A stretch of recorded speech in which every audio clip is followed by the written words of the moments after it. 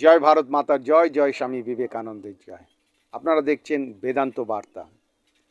বন্ধুরা, আমি যে সম্প্রতি কলকাতা থেকে কন্যাকুমারী প্রায় ৫,০০০ কিলোমিটারের ওপরে যে সাইকেল যাত্রা সাফল্যর সঙ্গে সম্পন্ন করতে পেরেছি, আমি দক্ষিণার্থের আমার বাংলা থেকে উড়িষ্যা, অন্ধ্রপ্রদেশ এবং তামিলনাড়ু এই তিনটি রাজ্য অতিক্রম করে ভারতবর্ষের পাদপদ্ম মা ভারত মাতার চরণে কন্যাকুমারী স্বামী বিবেকানন্দের যে ধ্যানস্থল বিবেকানন্দ রক, সেখানে আমি উপস্থিত হতে পেরে সেখানে আমার প্রণাম, আমার দেশমাতৃকা এবং স্বামীজির চরণে আমার প্রণাম জানাতে পেরে আমি নিজেকে ধন্য এবং আমি নিজেকে একজন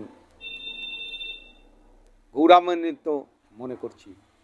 আমার এই যাত্রা যে সুন্দরভাবে সাফল্যমণ্ডিত হয়েছে তার পেছনে কিন্তু সবথেকে বড় যেটা শক্তি, সেটা হচ্ছে স্বামীজি বলেছেন বিশ্বাস, বিশ্বাস, বিশ্বাস। নিজের ওপরে বিশ্বাস, মানুষের ওপর বিশ্বাস, প্রকৃতির ওপর বিশ্বাস, দেবতার উপরে বিশ্বাস। এই বিশ্বাসকেই ভর করে আমি ২৬শে জানুয়ারি প্রজাতন্ত্র দিবসের দিন আমি আমার ঘর থেকে স্বামী বিবেকানন্দের আদর্শে অনুপ্রাণিত হয়ে স্বামী বিবেকানন্দের মূর্তি নিয়ে আমি আমার এই সাইকেল যাত্রা শুরু করেছিলাম। এই সাইকেল যাত্রা আমার এই দীর্ঘ পথ, এই অনিশ্চয়তার জীবন আমি যখন বেছে নিয়েছি তখন আমি নিজেই জানতাম না যে এই যাত্রার কি সাফল্যমণ্ডিত হতে পারে, কি আধ্যাত্মিক স্পর্শ আমি পেতে পারি এবং ভারতবর্ষের যে কণায় কণায় যে আধ্যাত্মিকতা রয়েছে, যে মানুষের ভালোবাসা রয়েছে, যে দেশপ্রেম রয়েছে, তা আমি যাত্রা যদি না করতাম তাহলে কিন্তু আমি জানতে পারতাম না। আপনাদের এই যাত্রার একটু ভূমিকা আমি দিয়ে দিই। গত বছর যখন মহাকুম্ভ আমাদের এলাহাবাদে, এখন প্রয়াগরাজ যেখানে অনুষ্ঠিত হয়েছিল সঙ্গমে, সেই মহাসঙ্গমে মহাকুম্ভ মেলায় আমি যাওয়ার জন্য নিজেকে আমি আকুলতা আমার মধ্যে তৈরি হয়েছিল এবং এই যাত্রায় আমি যাব যখন নিশ্চিত করি সাইকেলের মধ্যে দিয়ে, তখন আমি স্বামীজির যে আদর্শ, এই বিশ্ব একটা বিরাট হিন্দু জাগরণ মেলা বা মহতী একটা আধ্যাত্মিক অনুষ্ঠান, এই অনুষ্ঠানে যখন সারা পৃথিবী থেকে হিন্দু সাধু সন্ন্যাসী সাধারণ মানুষ যারা আসছিলেন এই মহাকুম্ভে স্নান করার জন্য, মহাকুম্ভের যে আদর্শ তারা অনুধাবন করার জন্য, তখন আমার মনে কিন্তু জাগ্রত হয়েছিল যে আমি যখন যাব তখন আমি আমার প্রাণের, আমার অন্তরের দেবতা স্বামী বিবেকানন্দকে নিয়ে সেখানে যাব। সেই মতো আমি ছুটে গিয়েছিলাম রামকৃষ্ণ মিশন ইনস্টিটিউট অফ কালচারের মহারাজ স্বামী সুপর্ণানন্দজি মহারাজের কাছে। তাকে যখন আমার মনের কথা জানালাম যে মহারাজ, আমি স্বামীজির প্রতিকৃতি নিয়ে, স্বামীজির আদর্শ বুকে ধারণ করে নিয়ে আমি সাইকেলে কলকাতা থেকে মহাকুম্ভ যেতে চাই এবং সেখানে গিয়ে আমি স্বামীজির আদর্শ প্রচার করতে চাই হাজার লাখো লাখো মানুষের মধ্যে। স্বামীজির যে আদর্শ তা ছড়িয়ে যেতে চাই এবং মহাকুম্ভে আমি পুণ্য স্নান করতে চাই। তখন মহারাজ আমার এই উৎসাহের কথা শুনে তিনি খুব দ্রুততার সঙ্গে আমাকে একটি উৎসাহ চিঠি লিখে দিয়েছিলেন, যা আমার যাত্রাপথে ব্যাপক উৎসাহিত করেছিল এবং আমাকে শক্তি জুগিয়েছিল এবং আমাকে সাহায্য করেছিল। সেই যাত্রা সফল করার পর আমার মনে আরেকটি প্রতিজ্ঞা এবং আরেকটি উৎসাহ জাগে যে আমি কলকাতা থেকে এবার স্বামীজির যে ধ্যানস্থল, স্বামীজি যেখানে বসে তার নিজের যে শক্তি ভারত মাতার চরণতলে বসে যে প্রণাম ধ্যান করেছিলেন 3 দিন, সেই কন্যাকুমারীর স্বামী বিবেকানন্দ ধ্যানস্থল, সেইখানে আমি যাব। সেই মতো আমি সংকল্প করি এবং গত 1 বছর ধরে প্রচেষ্টার নিজেকে তৈরি করি এবং গত 26শে জানুয়ারি স্বামী বিবেকানন্দের সেই মূর্তি, স্বামী বিবেকানন্দ সেই আদর্শ এবং মহারাজ সুপর্ণানন্দজি মহারাজের আশীর্বাদ নিয়ে, আপনাদের সকলের ভালোবাসা নিয়ে আমি এই যাত্রা শুরু করেছিলাম। দীর্ঘ প্রায় 3 মাসের এই যাত্রা শেষে আমি 18ই এপ্রিল আমি আমার ঘরে কন্যাকুমারী থেকে আমি আমার সাইকেল যাত্রা সম্পূর্ণ করে ফিরে আসি। এই যাত্রার সম্পূর্ণ বিবরণ আমি ধীরে ধীরে আমার এই ভিডিওর মধ্যে তুলে ধরব। এই যাত্রা পথে এই দীর্ঘ 3 মাস আমি একজন পরিব্রাজক হিসাবে, আমি একজন সাধারণ মানুষ হিসাবে এই দীর্ঘ 5000 পথ আমি সাইকেলে অতিক্রান্ত করেছি। আমি যেখানে যখন রাত্রি হয়েছে, যে দেবস্থানম, যে মন্দির পেয়েছি, সেখানে আমি আশ্রয় নিয়েছি।